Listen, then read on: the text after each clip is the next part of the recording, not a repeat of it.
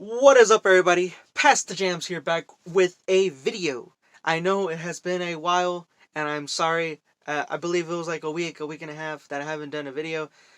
Family came, there was a funeral, and just I took that time to sort of relax and just take it all in so I could finish my finals and do work and stuff like that.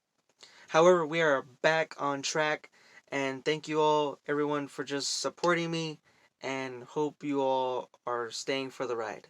Anyways, I do want to do a topic video today, since I just want to ease back into the YouTube thing. Albums I'm anticipating this year, and you should too. I should have done this in the beginning of the year, but now that I kind of didn't really have a sense of who was going to release an album or who wasn't going to release music, but I do have a kind of a clear picture now, since artists are making announcements, and artists that are rumored to have are going to release something. Right off the bat, J. Cole, The Off Season, coming out in on May 14th. I'm very excited.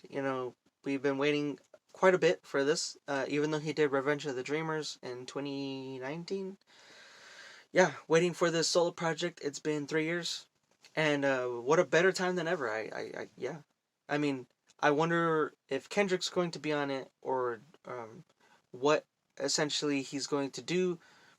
I look forward. I hope maybe that he addresses sort of like things that people got trying to cancel him for talking bad to No Name and kind of dissing her. I don't know if he's going to go forward. He does say that he's very confident, and that's great. I look forward to hearing it. What the off season. Next up, we have Japanese Breakfast. Jubilee is going to be releasing in June.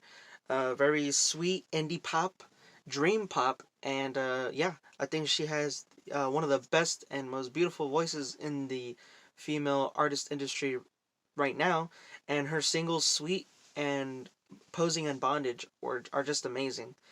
Um, yeah, really, really powerful, cute indie rock, and I really look forward to what she's going to do with that.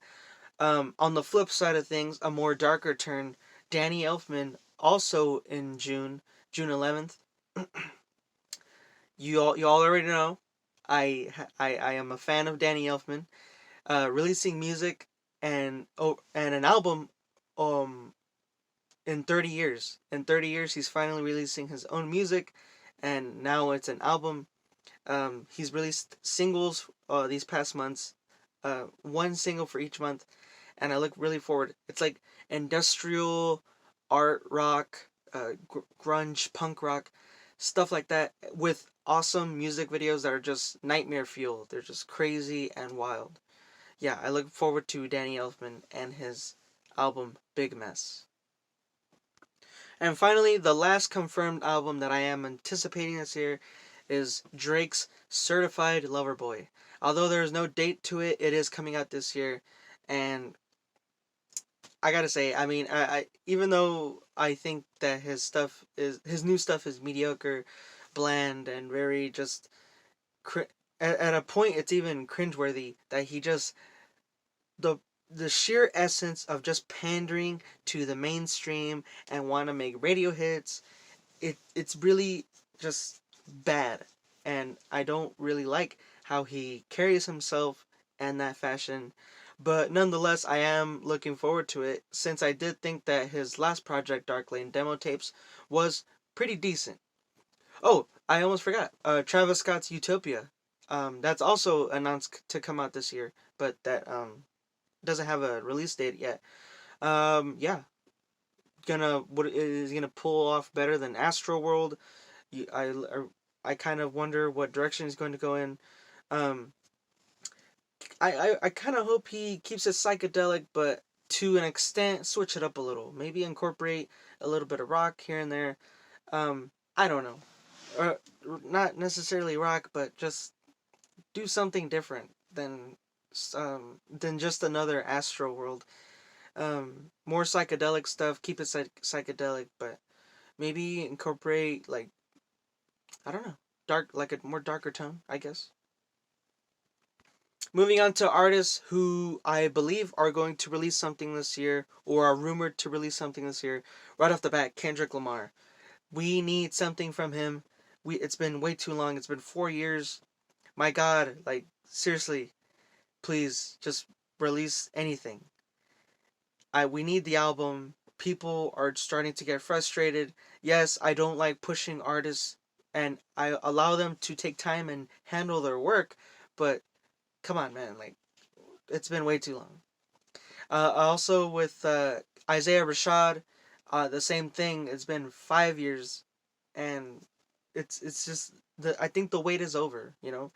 5 years, 4 years. That's kind of the turning point where you as an artist has to say, okay, I do need to put out something, at least a single, or anything at that point.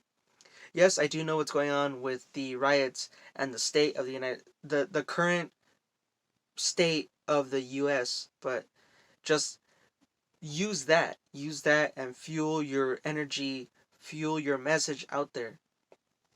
Also, SZA is rumored to release something. If you all didn't know, TDE will be announcing something tonight, and we hopefully it's just Kendrick Lamar. I hope Kendrick Lamar is in that announcement. But yeah, SZA also. Um, I'm looking forward to that, as Control was good as well. Also, has been 4 years since she released an album, but not singles. She's been releasing singles here and there throughout the years. And yeah, looking forward to what she has to do or say. Next is Mac DeMarco. He said it in an interview and keeps true to his word. He wants to release. He tries to release something every 2 years or so, whether it's an EP or an album. But yeah, he has kept his word so far. And the king of indie rock. I mean, what else could I say? He is amazing. Utilizes his instruments very well, and is a very good songwriter. Very good lyricist.